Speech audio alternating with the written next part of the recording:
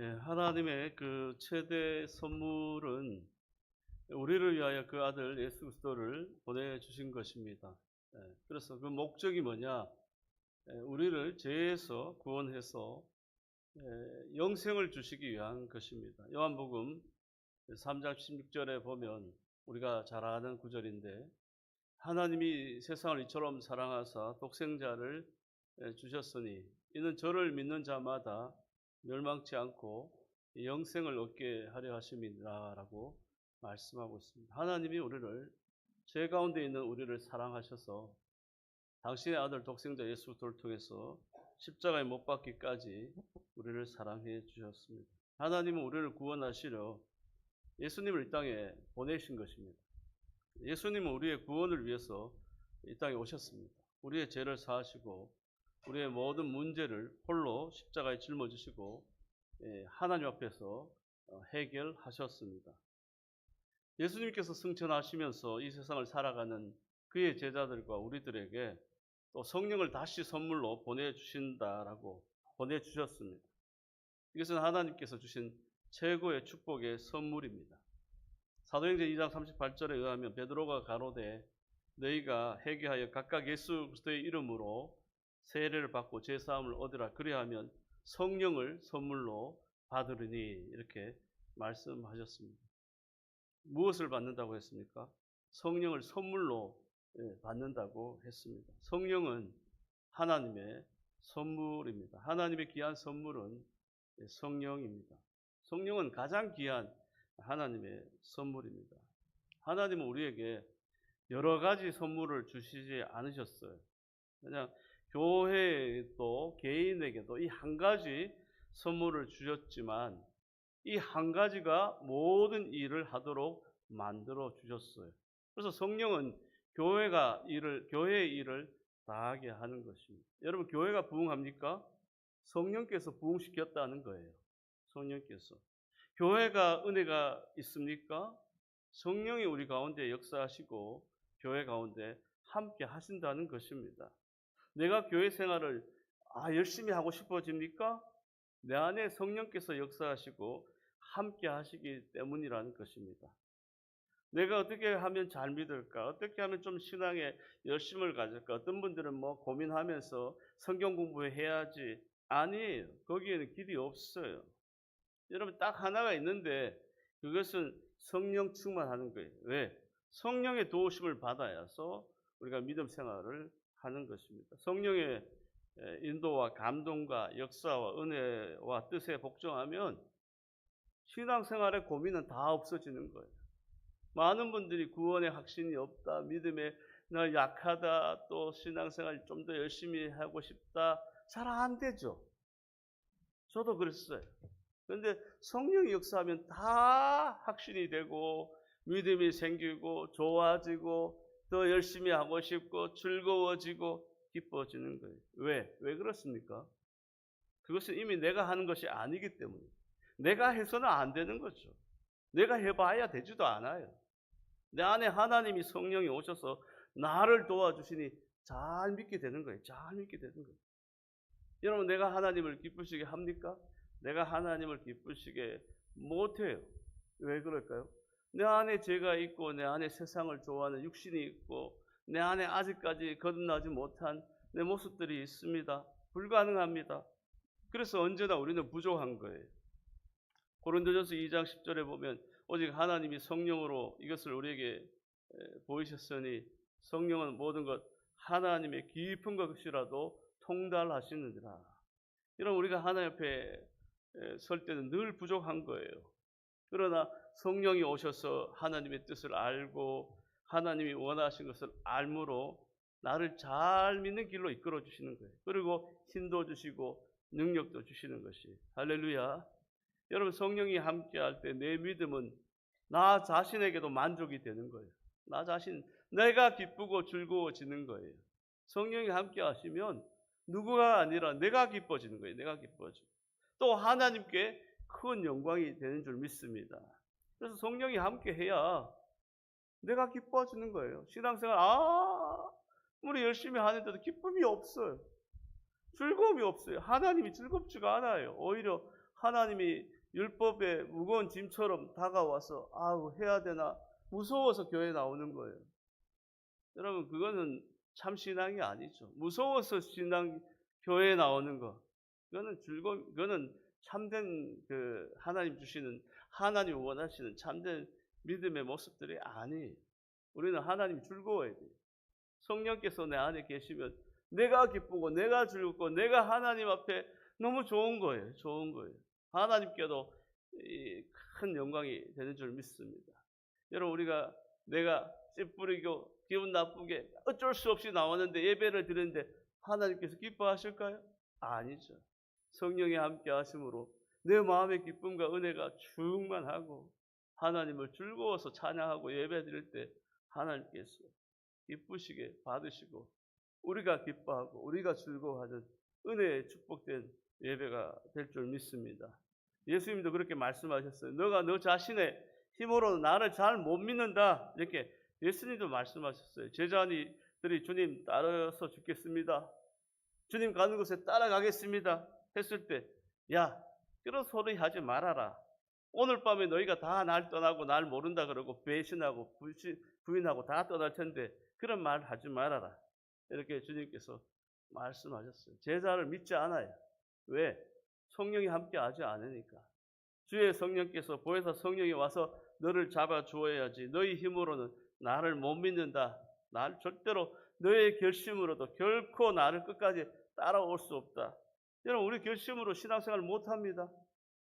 며칠 내가 원래 열심히 성경 읽어야지 기도해야지. 며칠 지나보세요. 성경 읽지도 못하고 기도하지도 못하고 교회 생활 제대로 하지 못해. 이게 내 결심으로 안 돼요. 내가 그 가는 곳 어디 것이나 따라올 수 있습니다. 못 온다는 거예요. 못 온다는 거예요. 그러나 성령이 도와주셔야만 다 가능한 길이다라고 말씀해 주셨습니다. 여러분 오늘은 성령 강림 주일입니다. 마가의 다락방에서 주님의 약속을 믿고 기다렸던 12제자와 120 문도에게 예수께서 승천하신 후 열흘 만에 성령이 불같이 오셨어요. 불같이. 성령이 오신 날은 오늘같이 주일날 아침입니다. 부활하신 것도 주일날 아침이고 성령이 오신 것도 주일 아침이에요. 절기로는 그날을 오순절이라고 합니다. 여러분 오늘 이 시대에는 특별히 우리 신앙생활에 있어서 성령의 충만함을 받아야 돼요. 왜냐하면 여러분 봄이 되면 봄의 옷을 갈아입습니다. 두터웠던 겨울 옷을 다 벗어버리고 화창한 봄날에 맞는 옷을 갈아입고 또 여름이 되면 좀 더워서 봄옷도 못 입어요. 여름의 옷을 더 시원한 옷으로 갈아입듯이 신앙에도 시절에 맞는 옷이 있기 때문이에요. 여러분 성령의 옷으로 갈아입으시기를 주의 이름으로 축원합니다. 육신으로는 우리가 신앙생활을 제대로 못해요. 고린도후서 3장 17절에 보면 주는 영이시니 주의 영이 계신 곳에는 자유함이 있느니라 이렇게 말씀하고 있어요. 여러분 예수님이 오셨을 때는 그 당시에 성령이 역사하지 않았어요. 그러나 승천하시기 전에 주님은 내가 다시 올 때까지 성령을 보내주고 성령이 너희들과 함께 있을 것이다 라고 말씀했어요. 그래서 지금은 예수님이 우리와 함께 하기를 바라면 안 돼요. 사도신경에 우리가 같이 고백했던 것처럼 주님은 지금 전능하신 하나님 우편에 앉아 계신다라고 말씀했어요. 지금 하나님 우편에 계세요. 그럼 이 땅에 누가 역사합니까? 성령이 오셔서 역사하는 거예요. 예수님이 우리와 함께 하시던 시대는 다 지나갔어요. 구약 성경에 선지자들의 활동도 시대도 다 지나갔어요. 지금은 선지자들의 시대도 아니에요. 지금은 누가 역사합니까? 성령이 역사하기 때문에 성령의 도움을 받아야 하는 거예요. 여러분 신앙의 가장 기본이 바로 성령이에요. 성령. 이 시대에는 성령이 함께하는 삶을 살지 않으면 우리의 삶은 잘못될 수밖에 없어요. 우리의 신앙이 바르게 성장하고 또 더 나아가서 성숙하고 깊어지고 은혜 충만 하나도 우리가 성령이 함께하지 않으면 이 모든 것을 이룰 수가 없다는 것이죠. 여러분 하나님은 사람을 창조하실 때 하나님이 함께 하시도록 만드셨어요. 하나님이 함께 하시지 않으면 안 되게 되어 있어요. 그래서 하나님이 창조하실 때 하나님이 늘 함께 하셔야 돼요. 자동차도 있어도 시동을 걸지 않으면 자동차의 그 능력, 가치를 발휘할 수 없는 것처럼 하나님이 함께 하지 않으면 안 되게 되도록 인간을 창조하셨어요. 그래서 성경은 성령에 대해서 인으로 말하고 있어요. 다시 말하면 도장으로 말한다는 거예요. 에베소서 4장 30절에 보면 하나님의 성령을 근심하게 하지 말라. 그 안에서 너희가 구속의 날까지 인치심을 받았느냐. 도장으로 콱 찍어놨다는 거예요. 성령으로. 은행에 가서 우리가 돈 액수를 적어도 도장이나 사인이 없으면 돈을 찾을 수 없는 것처럼 집을 팔 때도 도장이 없으면 안 되는 것처럼 문서에는 반드시 도장이 있어요. 그래서 인간에게는 하나님이 함께 하신다는 성령이 함께 하시는 이 도장이 있어야 하는 거예요. 여러분, 예수님은 이 사람의 생명을 천하보다도 귀하게 여기셨어요. 그래서 한 영혼을 구원하기 위해서 그 잃어버린 한 양을 위해서, 드라크마를 위해서, 또 잃어버린 한 영혼을 위해서 예수님은 99마보다도 한 마리의 잃어버린 양을 찾으려고 얼마나 여러분 찾으시고 사랑하시고 관심을 갖고 계셔요. 인류의 위대한 철학자들이나 많은 지도자들이 많지만 예수님처럼 이 사람을 귀하게 말씀하신 분은 없어요. 그래서 그러므로 우리가 예수님을 발견하면 내가 귀하게 되는 거예요. 내가 별로 나 자신 별로 안 좋아했는데 내가 얼마나 소중한 사람임을 발견하게 되는 것이고, 다른 사람이 귀한 것을, 그 영혼 귀한 것을 알게 되는 것이에요.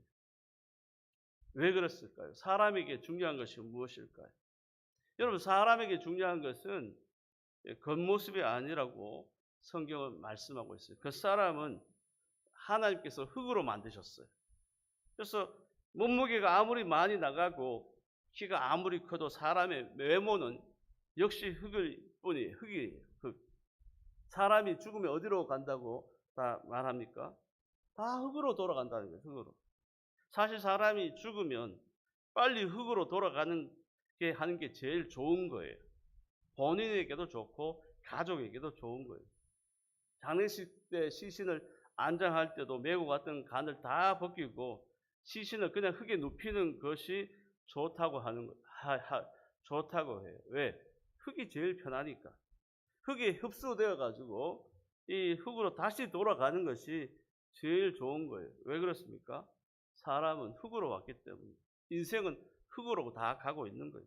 여러분, 나이가 들면 점점 피부가 흙 색깔로 바뀌는, 나이가 들면 얼굴에 검버섯이 하나 둘 돋아나게 마련이죠.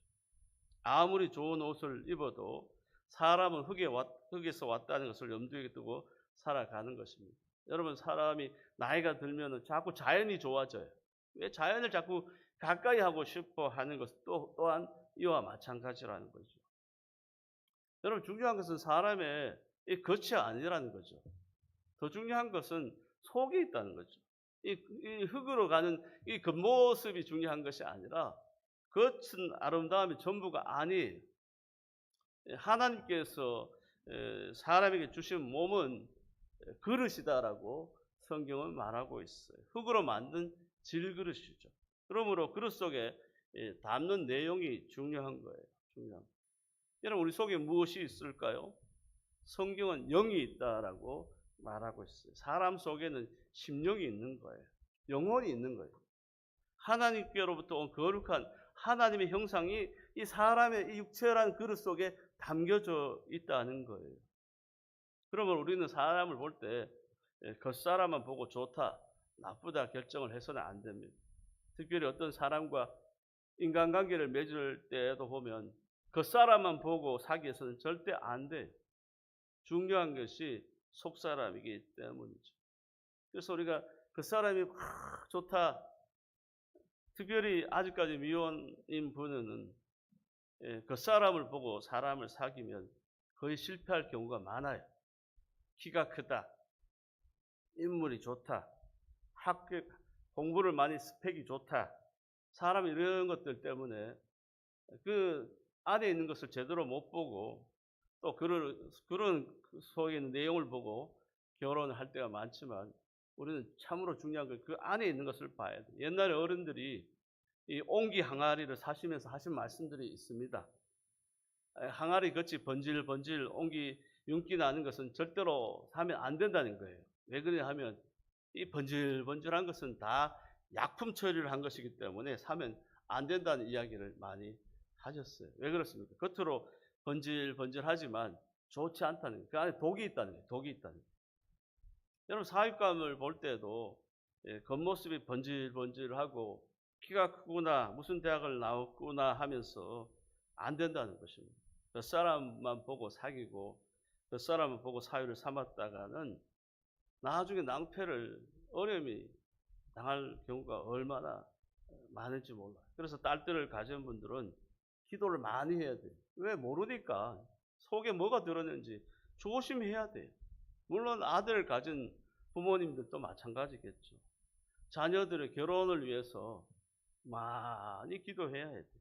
특별히 딸을 가진 분들은 성경에서 잠언서에서 다음같이 말하고 있는데 이러한 사람들은 반드시 피해야 돼요. 첫째, 사기꾼을 조심해야 돼요. 사기꾼. 내 이마에 내가 사기꾼이다 이렇게 적어놓은 사람 어디 있겠어요. 그러나 사기꾼은 그 사람과 전혀 관계없기 때문에 조심해야 돼요. 외모는 그럴듯하게 갖추었을지는 몰라도 다 속에는 거짓밖에 없어요. 남을 이용하기 위해서 수단 방법을 가리지 않는 사람을 사유로 만들면 큰 불행이 아닐 수가 없습니다. 사기성 있는 사람은 누구도 가리지 않아요. 나중에 장인 장모를 등쳐가지고 처갓집 돈을 다 같이 갖다 쓰는 거예요. 특히 내 것으로 삼기 위해서 수단 방법을 가리지 않고 상대방을 속입니다. 부모 형제에게도 온갖 거짓말을 해서 사기칩니다. 여러분 거짓말도 마귀의 은사이기 때문에 당해낼 사람이 없어요. 사기꾼 치고 인물 못나고 겉모양이 좋지 않은 사람이 거의 없다고 합니다. 대체로 사기를 치는 사람은 겉모습이 다 옹기처럼 번질번질한 사람은 일단 우리가 조심하는 것이 좋다는 것이죠. 두 번째는 제비족을 조심해야 돼요. 제비족. 요즘 그런 말 별로 안 쓰는데 바람 피우는 사람을 말하는 거죠. 이 사람 아니면 저 사람. 가정을 지키지 못하고 끊임없이 돌아다니는 평생 바람둥이 있어요. 만약에 겉모양만 보고 그런 사람의 결혼을 시킨다면 그 자녀, 그 딸은 평생 동안 불행하게 사는 거예요. 평생 동안 그 마음에 가슴에 못을 박고 사는 거예요. 셋째는 의처증 있는 사람을 조심해야 돼요. 요즘 대학원을 나와도 박사 학위가 있어도 관계없이 의처증이 있는 분이 많아요. 부인을 공연히 의심하고 어디 갔다 오면 자꾸 괴롭히는 거예요. 의심하고. 여러분 내가 그런 분을 안 만났다면 여러분 감사하시기를 주의 이름으로 축원합니다. 여러분 의처증은 환자와 다름이 없어요. 정신적으로 병든 환자죠. 오늘 이 시대에 정신적으로 병든 사람이 너무 많아요. 너무 많아요. 이렇게 조금 얘기할 때 잘 몰랐는데 시간이 지나고 5년 10년 살다 보면 나중에 이 안에 정신적으로 병든 것이 있어가지고 모른 거예요. 깜짝 놀란 거예요. 아 이런 사람인 줄 몰랐네. 우리가 흔히들 하는 말이 10길 물길을 알아도 한 길 사람 속을 잘 모른다고 하는 것처럼 실컷 살았는데 나중에 보니까 정신적으로 약간 이상한 거. 아니 몇 년 살았는데 물릴 수도 없고 어떻게 해야 됩니까? 넷째는 알코올 중독자를 조심해야 돼요. 여러분 오늘날 중독자가 따로 있는 게 아닙니다. 중독이 얼마나 많이 도박 중독 한번 걸려보세요. 집안이 다 망하는 거예요. 이 도박 중독 어떻게 할 수가 없어요. 마약 중독, 술 중독. 술을 또 즐기다 보면 중독자가 되는 거예요. 술에 빠지면 건강 행복은 다 잃게 되는 거죠. 결혼해 시켰는데 이 사위가 중독자예요. 중독자. 여러분 한번 중독자 여러분 술 즐기는 임박히고 술 즐기는 사람 사귀지도 말라고 했어요. 이런 사람을 만나면 평생 고생할 수밖에 없어요. 다섯째, 폭행하는 사람을 조심해야 돼요. 손이 거칠어가지고 입으로 대화를 하지 않고 손으로 말을 하는 사람이 있어요. 부인을 잡아주고 때리는 사람이 있어요. 심지어 잔인하게 칼을 휘두르는 사람도 있죠. 여자를 짐승 다루듯이 길들여야 된다고 생각하는 사람들이 그런 짓을 하는 거예요. 그런 사람을 만나면 평생 불행하죠. 저도 그런 분을 만났어요. 만나보니까 맨날 맞고 오는 거예요. 목사님 어떻게 하면 좋아요? 어떻게 하면 좋아요? 맨날 집에 들어갔다면 또 맞고 오는 거예요. 너무너무 마음이 안타까워요. 여섯째, 게으른 사람을 조심해야 돼요. 가만히 앉아서 칫솔에 치약까지 묻혀서 갖다 달라고 하죠. 예? 발까지 닦아달라고. 요즘은 그런 사람이 별로 없죠. 그러나 예전에는 이와 비슷한 사람들, 물 하나도 자기 손으로 안 가져와요. 얘야, 물 가져와라. 뭐 가져와라, 뭐 가져와. 손으로 그냥 자기는 발도 없나, 손도 없나.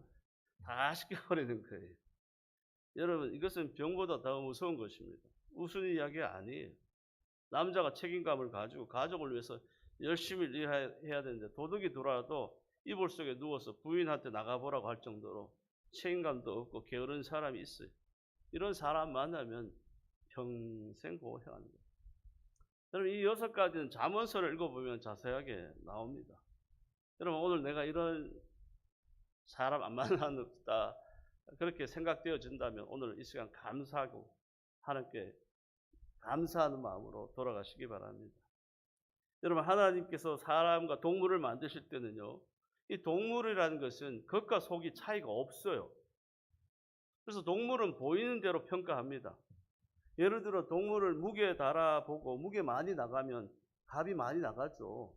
소시장에도 가면 소가 뭐 400kg다, 500kg다 그러면 행제한 거예요. 야, 우리 소가 500kg다 그러면 돈을 더 많이 받는 거죠. 그러니까 이 소나 이 돼지나 모든 동물들은 뭐 그 가치가 겉이나 속이나 다를 바가 없기 때문에 뭐 무게만 많이 나가면 많은 돈을 벌 수가 있어요. 그러나 사람은 겉과 속이 다른 거예요. 겉에 기쁨이 있어 보여도 안에는 괴로움이 있을 수가 있어요. 겉에는 웃는 것 같아요. 그런데 자세히 보면 그 웃음이 가짜 웃음이에요. 그 속에는 너무 괴로운 거예요. 괴로움. 겉에는 사랑이 줄줄 흐르는 것 같아도 속에는 칼을 들고 있는 사람도 있어요. 칼을 품고 살 수가 있는 것이죠. 겉사람과 속사람이 다르겠어요.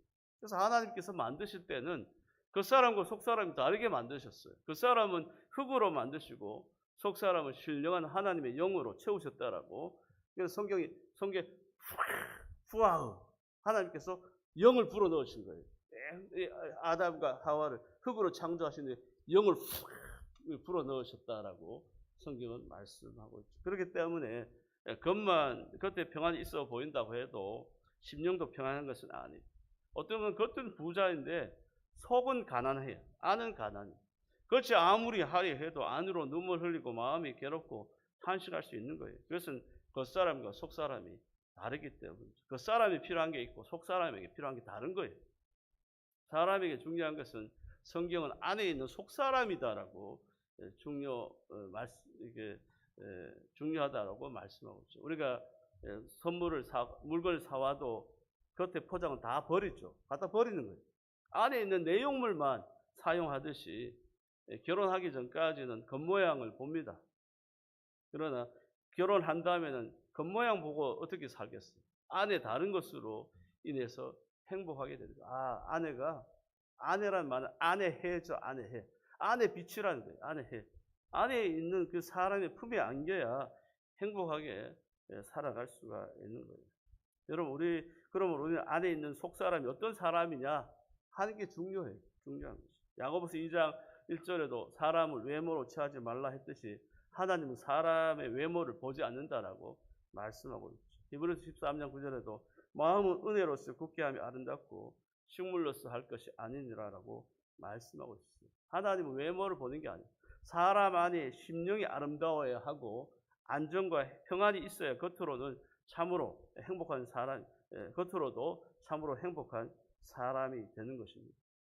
오늘 여러분 이 시대의 불행은 사람을 성경대로 보지 않는다는 거예요. 자꾸 동물처럼 보는 거예요. 자꾸 물건처럼 보는 거예요. 너무 겉만 보고 자꾸 사람을 선택하니까 자꾸 괴로워지는 거예요. 힘들어지는 거예요. 속에 성경은 겉만 보고 그렇게 사람을 판단하거나 평가하지 마라라고 늘 얘기하는데 그 속은 안 보고 겉만 보고 번지르한 그것만 보고 우리가 번지르한 그 모습을 보고 그 어떻게 추측하지만 그 내용은 따로 확인해야 돼.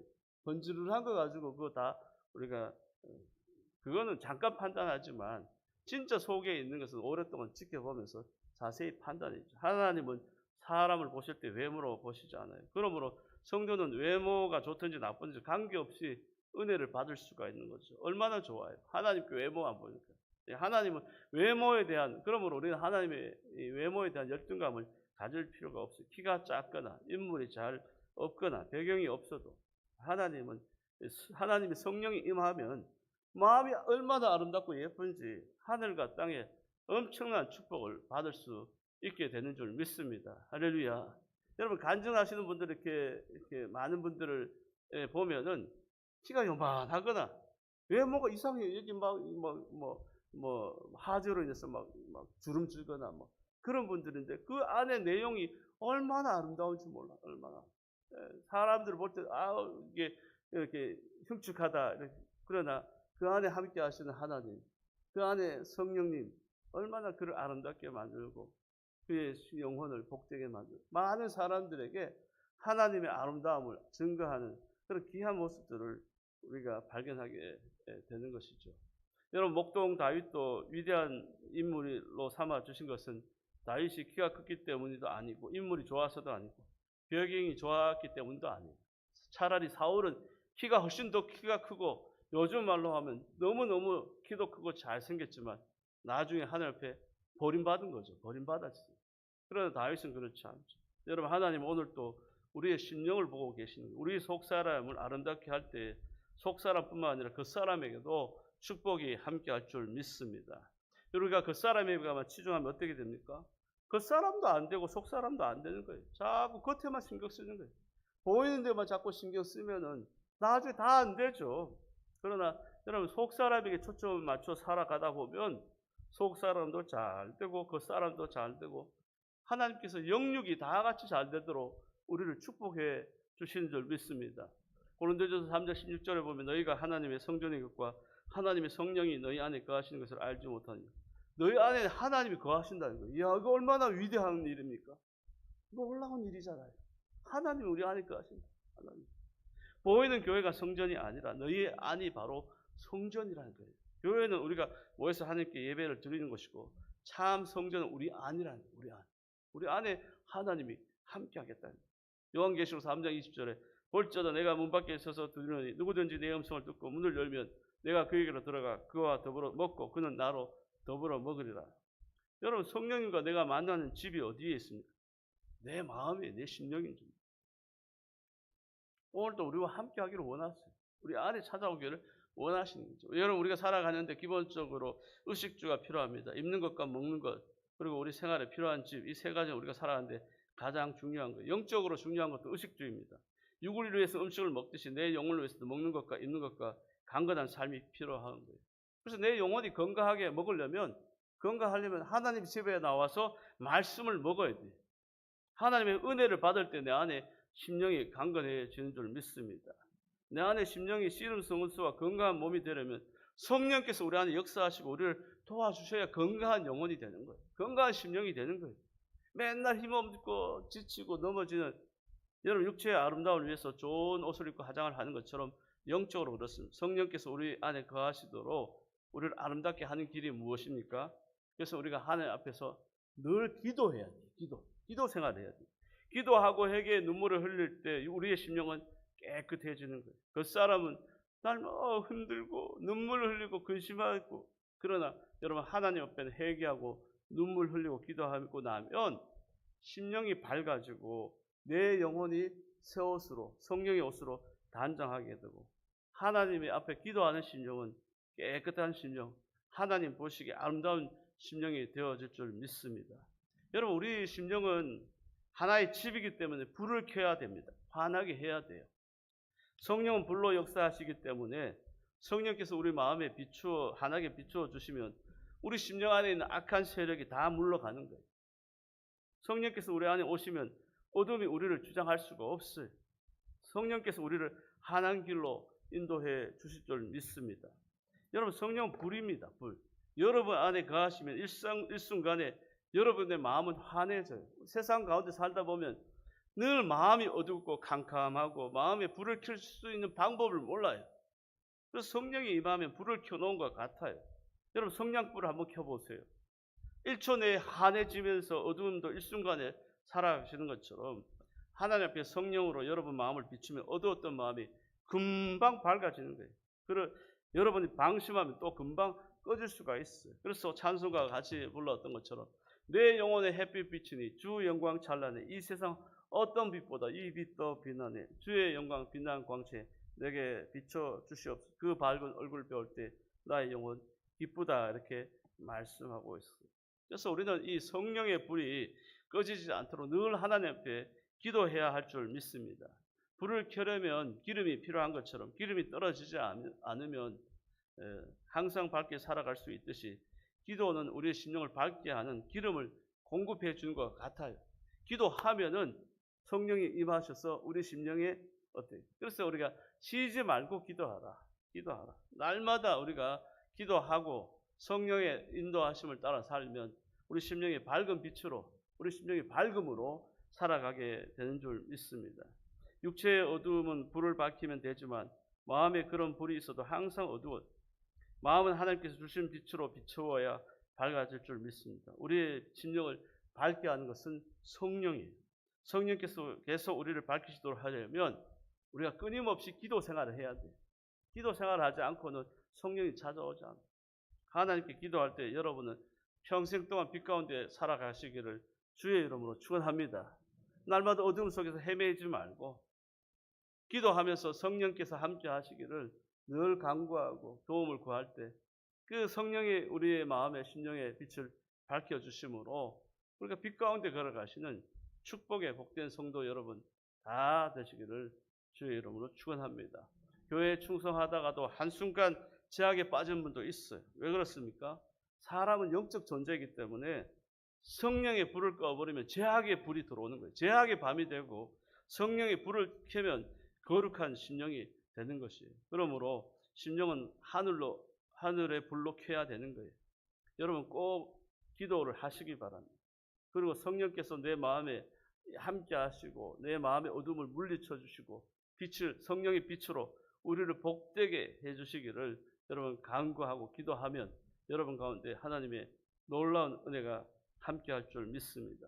성령께서 나를 인도하시면 은혜의 길로 가게 되고 교회로 가게 되고 천국으로 가게 되는 거예요. 여러분 교회에 나오는 것도 우리 스스로 나오는 것도 아니에요.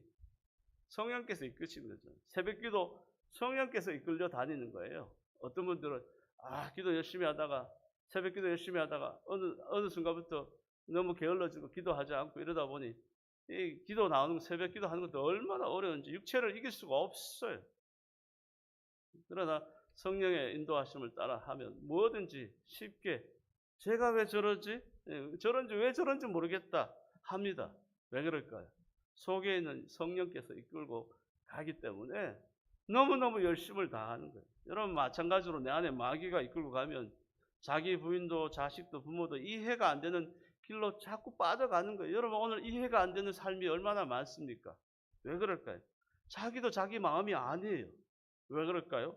마귀가 자기를 자꾸 이끌고 가기 때문에 자기도 이해할 수 없는 그 나락으로 자꾸 구렁텅이로 자꾸 빠져가는 거예요. 오늘 나오신 성도 여러분 다 성령의 인도하심을 따라 하나님을 기쁘시게 여러분의 삶에 기쁨과 은혜가 회복되고 축복이 함께 하시고 평생 동안 성령의 이끌림을 받아 복된 생애를 살아가시는 모든 주의 성도 여러분 다 되시기를 주의 이름으로 축원합니다.